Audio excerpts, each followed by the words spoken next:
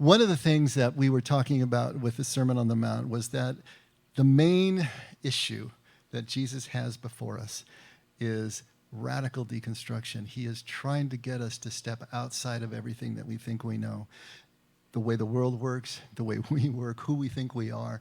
Because if we can't do that, we will never be able to get where he's trying to take us. And so this is his main mission. And if you analyze his teaching, it's what he's always doing. You ask him a question, he just hits you with another question. He hits you with a story. He hits you with anything that is going to break your train of thought, because he knows that's your blockage. The way that we think and how we think about what we think is the issue.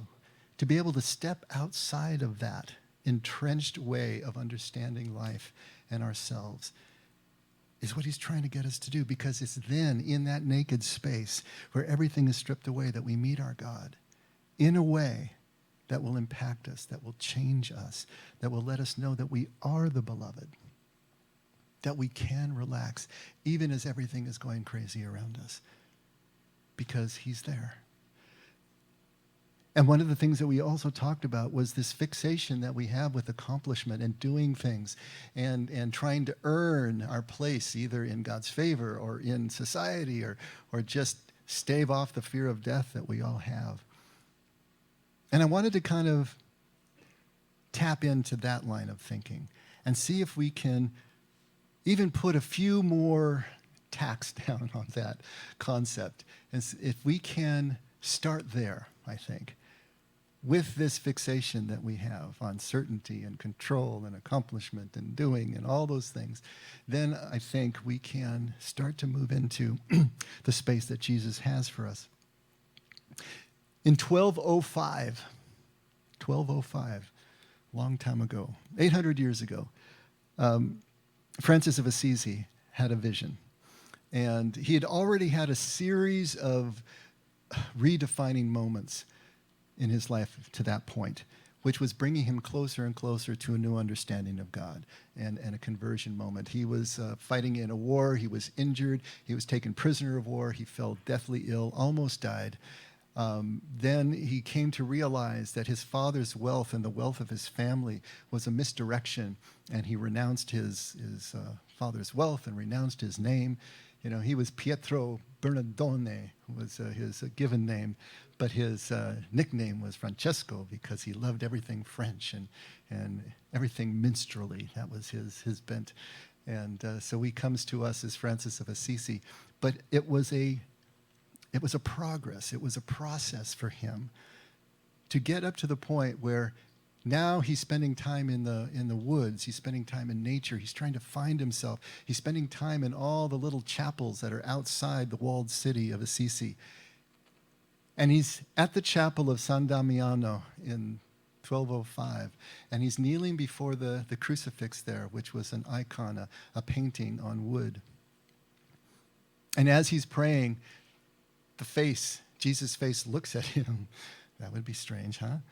And says, Francesco, rebuild my church, or my house, as it's sometimes translated, because you can see it's falling into ruin. So he hears this from the Lord. And the first thing that he does in the midst of the series of defining worldview shattering, ego shattering moments and experiences that he's been having, here in the midst of another worldview shattering moment, the first thing that he wants to do is to jump into action. That's what we typically always want to do, right?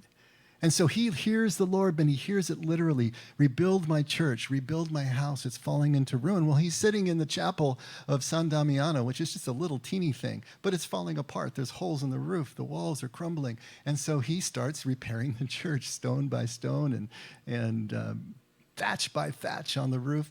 He's trying to rebuild the church.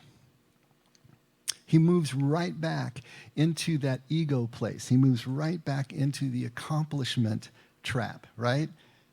The need to do something is so overwhelming when he has an experience like this. How does he follow this voice? Because Francis, even at that point in his life, was not ready to see that it's not what he could do. It's not what he could accomplish that would rebuild the church, rebuild the house. It was who he was becoming that was going to do that work. When Francis's transformation is full-blown and complete, his humility, his poverty, self-induced poverty, his sense of humor, his connection is what reminded the institutional church who Jesus really was and what the church was supposed to reflect. It was this little man. He called himself the jongleur de Dieu, which means God's clown, God's juggler, because that's the way he saw himself, just as this insignificant person.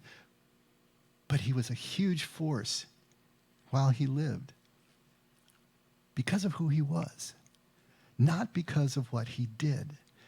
Now, we all do this. We can't just put this on Francis. When we're confronted with an ego-shattering or a worldview-shattering experience, something that really hits us, really just challenges everything that we think we know, we're compelled to do something. We always want to do something. There must be something that we can do, right? Well, Marion just a few minutes ago alluded to this last week.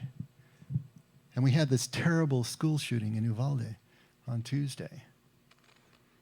Now, I want to talk about a worldview-shattering event. Everybody's been talking about this. I've had so many conversations about this. Our Tuesday night conversations revolved around that. How are we supposed to react to something like this? What are we supposed to do? How do we go through life faced with these kinds of things that we can barely comprehend? We can't figure out how they even relate to the world as we're trying to see it through the eyes of faith. How does this all compute? What's going on? And most importantly, what do we do? What do we do about it? As I was driving, I can't remember, I think it was Wednesday, I was driving and I was listening to the radio, and of course everybody's talking about the shooting on the radio. But this one announcer pipes up and he says, I wish everybody would just take a day, maybe 2 days, and just stop. And just be human, and just mourn, and just support. Before we run into our corners and start spouting everything we think we need to do and all the agendas that we have prepared and pre-approved. He said, just take a moment. I wish everybody could just do that. And I really resonated with that, because we know something has to be done about this and about so many things in our personal lives, in our country, in our world, in our faith, in our church, and we're compelled to want to do something. And right now, everybody's fighting, right? Everybody's fighting about, in terms of the school shooting, about gun control, about police protection, about police involvement at all. Racial inequality has been pulled out. And I don't know that this is adding to the solution, whatever solution there may be. But if we can be reminded that before we do something, before we try to do something, that we need a breath. We need to take a breath to simply reaffirm our being. Reaffirm who we are as human beings, as traumatized human beings. Because until we can step outside just mere doing and mere accomplishment, then what we end up doing is going to be meaningless, or it will miss the primary meaning that we're here to address in life. Now, Francis broke through mere accomplishment. He broke through mere doing to be able to remind the church what it had missed, to remind the church what it was no longer being, with just his person, with just who he was. Who he was reminded the church that all that it had accomplished in 1,200 years, all that it had amassed, all the power, all the wealth, was meaningless because it missed Jesus' meaning. It missed Jesus' purpose. He did that just with who he was. Now, why are we all here this morning? Why are we all here at the Effect? What is it that we're really doing? We're here, I believe, because I know some of your stories and most of you know mine. We're here because we have experienced a lack of meaning in our church, in our lives, in our faith, in our politics, in whatever. But there was a lack. There was something that was worldview shattering enough for us, ego shattering enough for us, that we felt we couldn't go on that path anymore, and we had to switch courses. We had to move. We were compelled to do something. And it's so interesting that just this week, I follow Richard Rohr's daily meditations, and I know several of you do. Just this week, he was talking about basically the same thing. When we look at our church, when we look at our faith, when we look at our world around us, and we see the things that we see, what do we do? I want to read you from last Sundays. And he writes, our religion is not working well. Suffering, fear, violence, injustice, greed, and meaninglessness still abound. This is not even close to the reign of God that Jesus taught. And we must be frank. In their behavior and impact upon the world, Christians are not much different than other people. Many Christians are not highly transformed people. Instead, they tend to reflect their own culture more than they operate as any kind of leaven or a catalyst for change within it. I speak especially of American Christians because I am one, but if you're from another country, look at the Christians where you live and see if the same is true there. Let's be honest. Religion has probably never had such a bad name. Christianity is now seen as irrelevant by some, toxic by many, and often as a large part of the problem rather than any kind of solution. Some of us are almost embarrassed to say we are Christian because of the negative images that word conjures in others' minds. Young people are especially turned off by how judgmental, exclusionary, impractical, and ineffective Christian culture seems to be.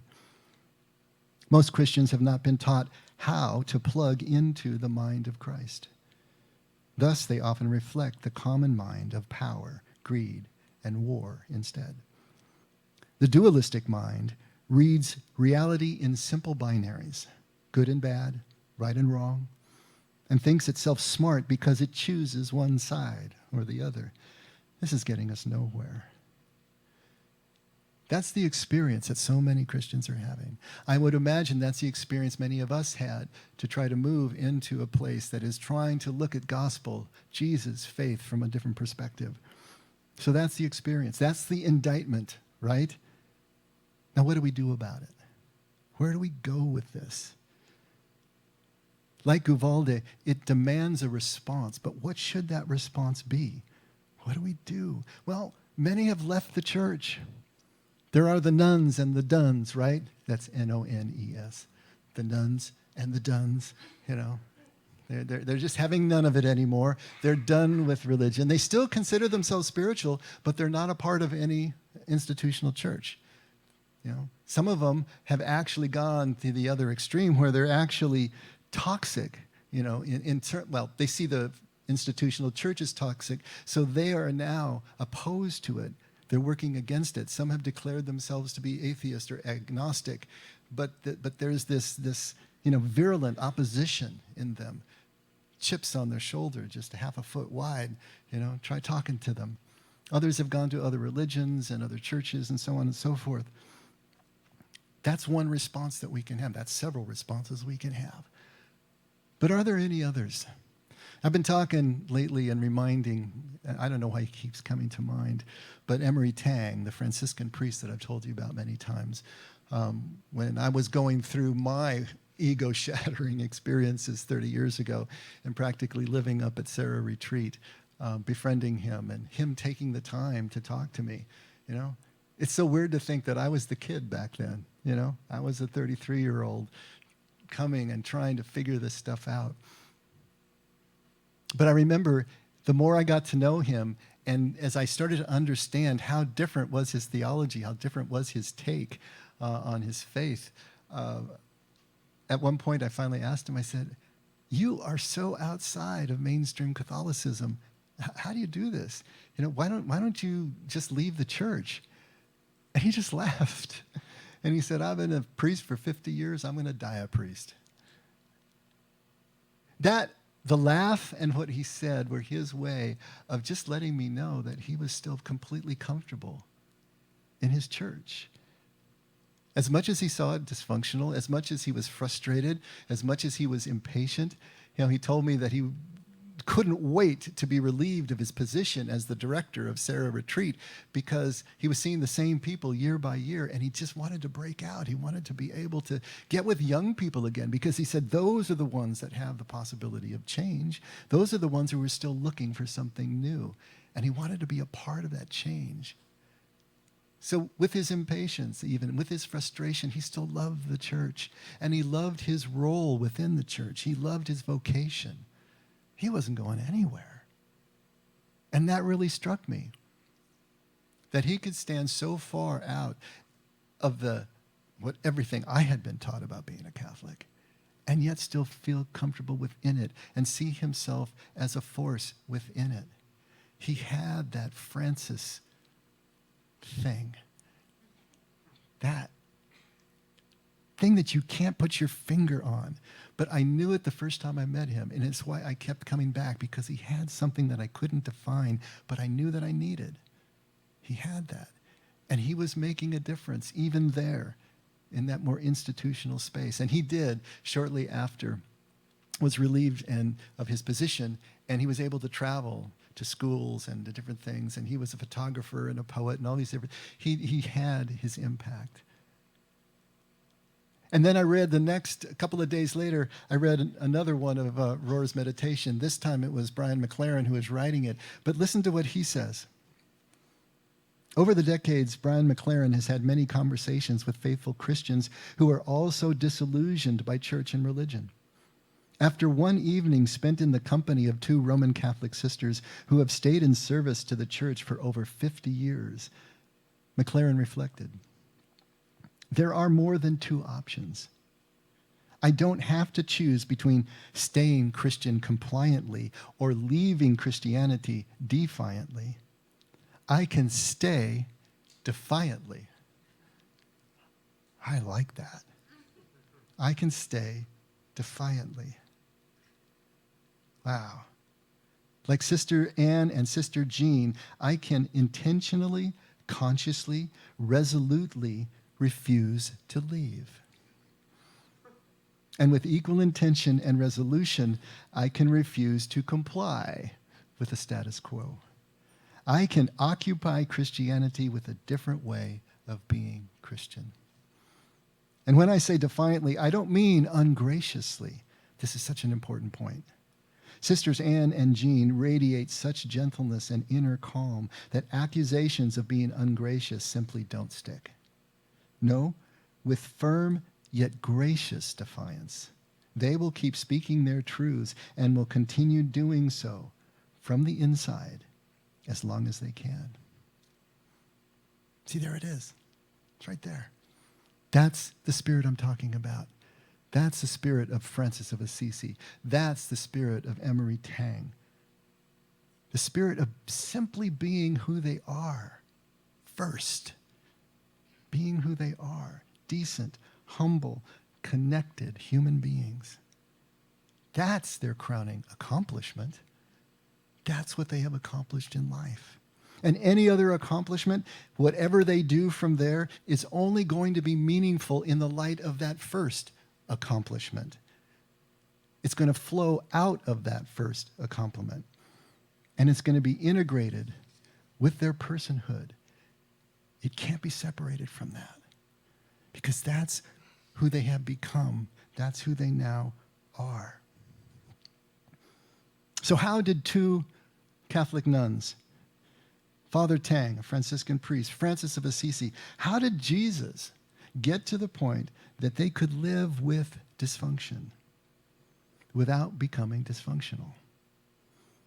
You know, Jesus never left Judaism. He stood up against it. He spoke truth to power. He dressed down the Pharisees and the scribes and the authorities like nobody's business, but he never left it. And he defined his mission as being within it. I am here for the lost sheep of Israel. And he never left. He wanted to transform it from within. That was his task. That was his mission. How did all these people learn to live with dysfunction without becoming dysfunctional, to live in the presence of evil and remain decent human beings? How did they remain hopeful, energized, and humorous, even when they couldn't accomplish change that they were setting out to accomplish? Jesus didn't change Judaism in his lifetime. He certainly didn't change the Roman world. Francis, Emery Tang, these two nuns, Catholicism is basically the same as it's always been with some changes, but they didn't make substantive changes in the macro, right? How did they remain hopeful? How did they keep that thing that we're talking about that is so arresting and attractive to those who are paying attention in the face of what could be just overwhelming despair? Well, I guarantee you that they had a series of Ecclesiastes moments. I want to call them Ecclesiastes moments. Shattering moments, moments that shattered their view of things. And not just one, but a series of these. Francis had a series of them, and I guarantee you every other one did as well. And these events, these Ecclesiastes moments, showed them the meaninglessness of this kind of accomplishment, of this kind of doing, without first having accomplished simple being, which is why we're really here. You know, we're all obsessed with accomplishment. We are as a culture, and most of us are as individuals. However much we may give a head nod to simply being, doing is really where we live. Why? Well, basically human beings and all of us are sort of insecure animals, aren't we? I mean, just scratch us just a little bit, and you'll see how insecure and how fearful we really are. We fear death. We fear being forgotten. We fear going into some kind of ignominious or just oblivion. And so accomplishment at least equals some kind of control in our minds. Gives us an illusion of something that we can do, something that we can handle and hang on to. I always think of Marlon Brando, right? I could have been a contender. You know, I could have been somebody instead of the bum which I am. You know, that idea that we've just had the right circumstances, the right opportunity, you know, this and that. We could have been somebody. We could hold on to something certain that we hope is going to stave off the fear. If we just accomplish enough, we'll be remembered. Somehow we'll be immortal if we're remembered. I'm reminded of the Iliad.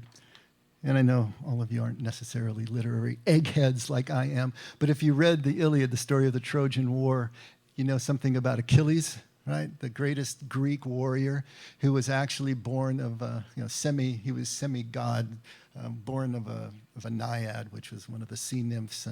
And at one point she dips him in the river Styx, holds him by his heel, as the tradition goes, to make him invulnerable. So the only thing, he eventually gets killed by being shot in the heel by a poison arrow, but he is the greatest warrior. And as he is leaving for Troy, his mother comes to him and gives him a prophecy. And she tells him this: if you stay in Larissa, that was their hometown, you will find peace. You will find a wonderful woman, and you will have sons and daughters who will have children, and they will all love you and remember your name. But when your children are dead and their children after them, your name will be forgotten. If you go to Troy, glory will be yours. They will write stories about your victories for thousands of years, and the world will remember your name. But if you go to Troy, you will never come back. For your glory walks hand in hand with your doom, and I shall never see you again.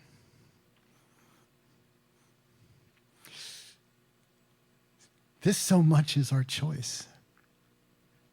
Spiritually, it really is our choice in many ways. Jesus says, what does it profit you to gain the whole world and lose your life in the process?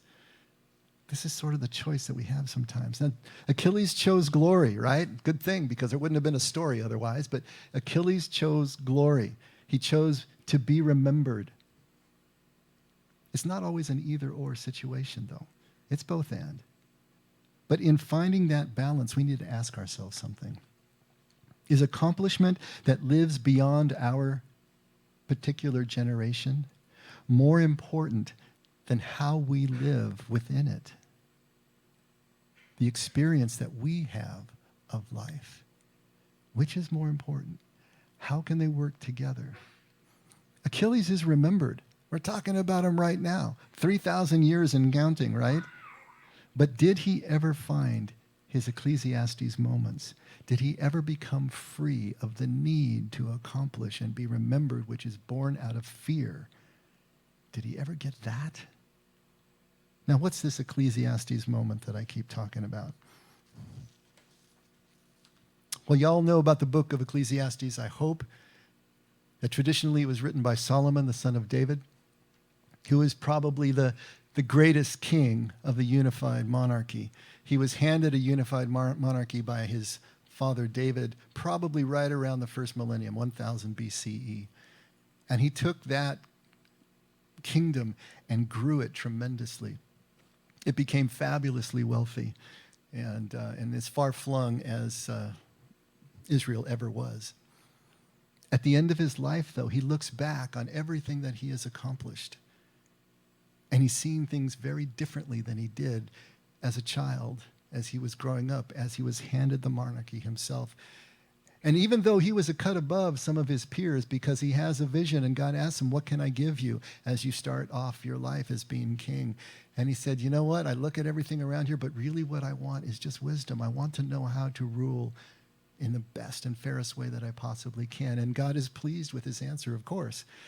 And yet he says, I will give you wisdom, but since you have asked for it, I'm also going to give you what you didn't ask for. I'm going to give you the wealth. I'm going to give you the success. I'm going to give you everything else. And this is what Solomon had. But at the end of his life, at Ecclesiastes 1, right at verse 1, the words of the teacher, the son of David, king in Jerusalem. And so that word teacher there, in Hebrew is kohelet. And what it really means is a collector or a gatherer. That's the actual meaning. You know, when we get to these ancient words, what they mean and what they are expanded to include is so interesting, because the idea here is a collector or a gatherer of words, of sentences, of wisdom, of ideas, so that this person can be a teacher, can be a preacher. In this case, it's Solomon, also king. The words of the teacher, son of David, king in Jerusalem, meaningless, says the teacher, utterly meaningless. Everything is meaningless. Not a real good start, right? The word there in Hebrew is hevel, and it literally means a breath or a vapor, something that's just here, and it's ethereal. You don't really know if it's there, and then it's gone. So it came to mean vain, you know, in the sense of futile, meaningless, of no purpose or no profit. Utterly meaningless. Everything is meaningless. At verse 3, what do people gain from all their labors at which they toil under the sun? Hang on to that question in the back of your minds. We'll get back to it. He writes, generations come and generations go, but the earth remains forever. The sun rises and the sun sets and hurries back to where it rises. The wind blows to the south and turns to the north. Round and round it goes, ever returning on its course. All streams flow into the sea, yet the sea is never full. To the place the streams come from, where there they return again. All things are wearisome, more than one can say. The eye never has enough of seeing, nor the ear fill of its hearing. What has been will be again. What has been done will be done again. There is nothing new under the sun. Is there anything of which one can say, look, this is something new? It was here already, long ago. It was here before our time. No one remembers the people of old. And even those yet to come will not be remembered by those who follow them. I, the teacher, was king over Israel in Jerusalem. I applied my mind to study and to explore by wisdom all that is done under the heavens. What a heavy burden God has laid on mankind. I have seen all the things that are done under the sun. All of them are meaningless, a chasing after the wind. What is crooked cannot be straightened. What is lacking cannot be counted. I said to myself, look, I have increased in wisdom more than anyone who has ruled over Jerusalem before me. I've experienced much of wisdom and knowledge. Then I applied myself to the understanding of wisdom and also of madness and folly. But I learned this, too, is a chasing after the wind. For with much wisdom comes much sorrow. The more knowledge, the more grief. This is Solomon at the end of his life taking stock. Wow. This is a final Ecclesiastes moment for him that is breaking him through to full wisdom in his life. That everything that he has done amounts to nothing in the face of his imminent death. In the course of the book, he runs through every accomplishment that he's ever made. It's amazing to see him do this. Every accomplishment. Pleasure. You know, the legend is he had 700 wives and 300 concubines. You think you got problems, right? So pleasure, he's run the gauntlet on that, right? Power, had everything. Building, he's the one who built the temple, built the first temple. David was not allowed to, too much blood on his hands. But Solomon builds this. He was doing building projects all over, fabulous buildings, wealth and land, and of course the wisdom that he had. You know, but then he realizes with all this amassed as he's growing old at the end of his life that all humans have the same end. And therefore all accomplishments can't matter. They don't matter. The wise, the foolish, the rich, the poor, the happy, the sad, the accomplished, the lazy, all die the same death. Sometimes evil appears to be rewarded. Good appears to be punished. What is happening here? It sounds brutal to just hear these words. Depressing, defeatist. You may be wondering, why is this even in the Bible? I mean, it just seems to be going right in the face of everything that we know about God and know about Jesus and so on and so forth. Does anything matter at all? Well, see how the teacher is going to answer that question, but also the central question that he asks back at verse 3. What do people gain from all their labors at which they toil under the sun? Take a look in the second chapter, starting at verse 24. There is nothing better for a man than taking meat and drink and having delight in his work. This again I saw was from the hand of God, who may take food or have pleasure without him. Chapter 3, verse 12. I am certain that there is nothing better for a man than to be glad and to do good while life is in him, and for every man to take food and drink and have joy in all his work. It's a reward from God. Verse 22. So I saw that there is nothing better than for a man to have joy in his work, because that is his reward. Who will make him see what will come after him? Chapter 5, verse 18, this is what I have seen. It is good and fair for a man to take meat and drink and to have joy in all his work under the sun, all the days of his life, which God has given him.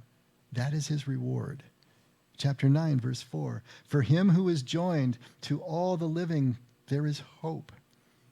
A living dog is better than a dead lion. Verse 7, come, take your bread with joy and your wine with a glad heart. God has taken pleasure in your works. Have joy with the woman of your love all the days of your foolish life, which he gives you under the sun, because that is your part in life, and in your work which you do under the sun. Whatever comes to your hand, to do with all your power. And then the last two verses of the book at chapter 12. This is the last word. All has been said. Have fear of God and keep his laws, because this is right for every man.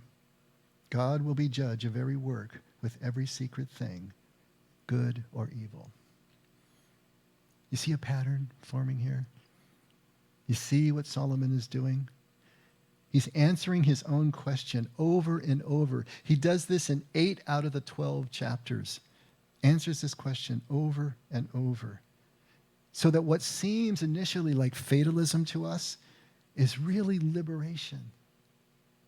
The liberation that only an ego and worldview shattering ecclesiastic moment can possibly deliver.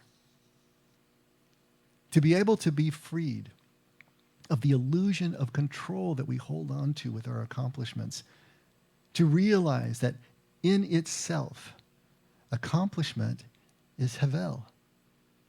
It's vain. It's worthless, meaningless. It has no profit, right? Because as long as we think that material accomplishment is meaningful, it's just like the sea, always flowing, but never full. Deep down, we all know that any accomplishment that we make ends at our headstones, right? And that's what keeps us fearful. Who are we without our accomplishments? Who are we without the thoughts that tell us who we think we are? When that ends, that's the scary thing. The teacher is redirecting us to the only meaning that we can find in life. That's this moment, this meal, this person we're with, the work that we're doing. It's all we have as human beings. And until we learn to cherish it, we have nothing. And deep down, we know it. And there's the rub. A while back, a friend of mine was having a really difficult time, and he emailed me to tell me what was going on, and I emailed him back, and I want to just read a couple of paragraphs of that and see if this nails this down this morning. I wrote him, "Hang in, my friend. I can hear the fatigue and fatalism creeping in. Happens to all of us. But with all the loss you've gone through, don't give up. You have so much to give with all you have been through and all you've studied and know of our God. Keep giving it away.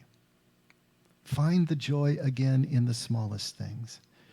I'm realizing that's really all we have, no matter who or where we are or how much we've attained or not attained.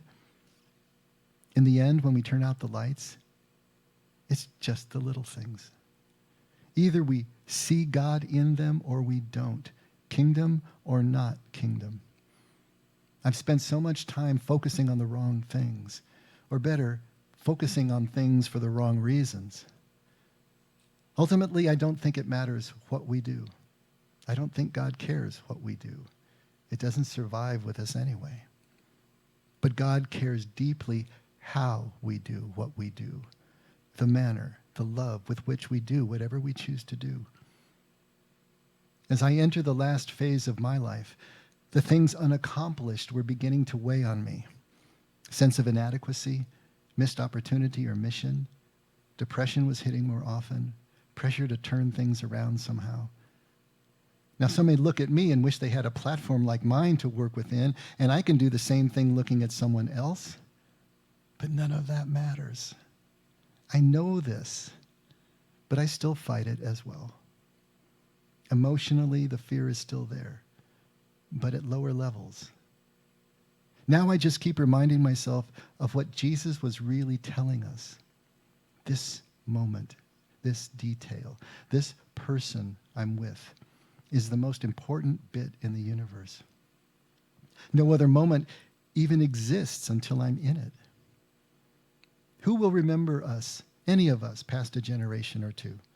And if they remember us through writing or buildings or movies or whatever, they're not really remembering us. They're remembering products, images that we've produced. Not the same thing. Everything we are and we're created to be is momentary, like music. It vibrates in the air for a few moments and then is gone. If we can focus on the vibrations right now, always now, it changes us. I'm slowly changing, getting more comfortable with my circumstances, realizing my accomplishments or lack don't define me at all in the eyes of those who love me most, and especially the God who loves me all. See, the Ecclesiastes moment is this ego-shattering, worldview shattering epiphany that it's not what we do, it's who we are that matters. It's who we are that lets us know that we are the beloved of God. And that's what matters all. One such moment like this is not enough. We're going to need a series of them. And usually old age to kick in at the back end to whittle us down to just one moment, right? Because until our life comes down to just one continuous moment, we won't be free. We won't really know who we are. Now, the irony is that it's the meaninglessness of life.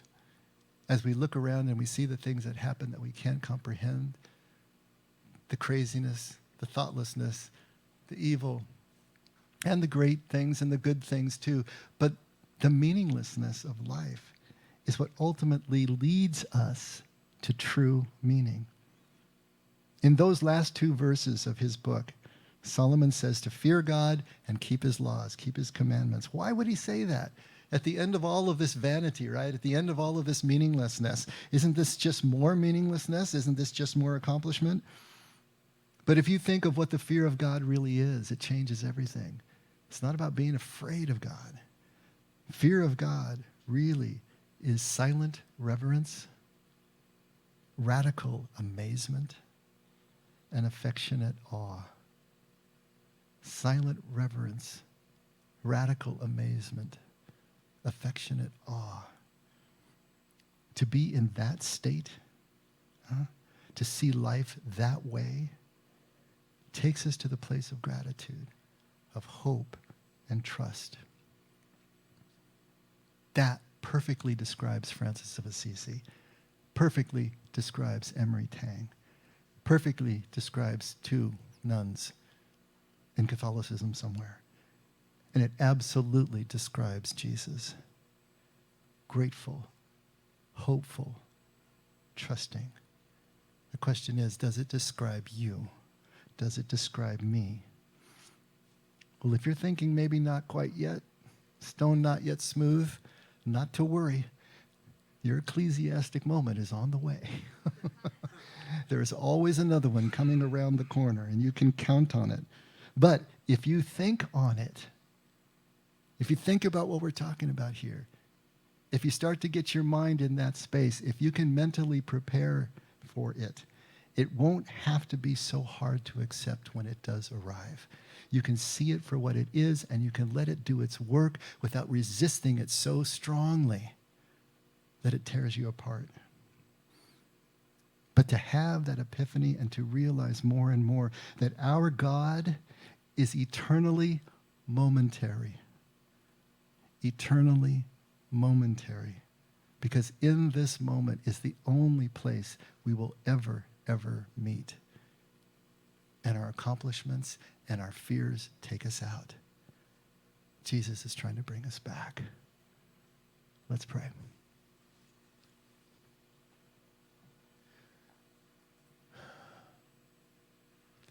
Father, we're looking for new appreciation of the moment, this moment we're having right now.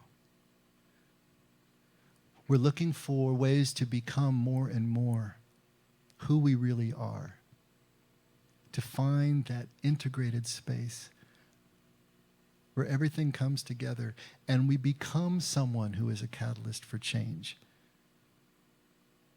Whether we do anything or not to create that change.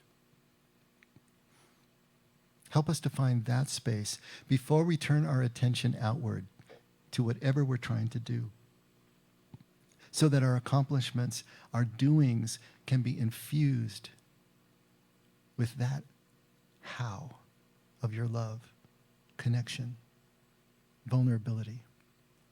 We want to be those people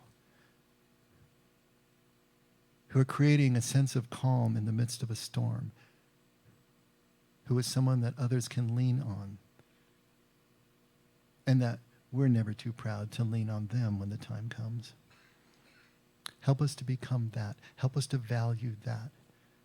Help us to continue to aid in the process of whittling away that fear that drives us to keep doing things at the expense of just being who you created us to be.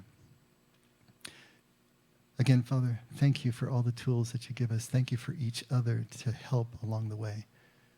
And never let us forget that we can only love because you loved first. In Jesus' name, amen. Let's all stand.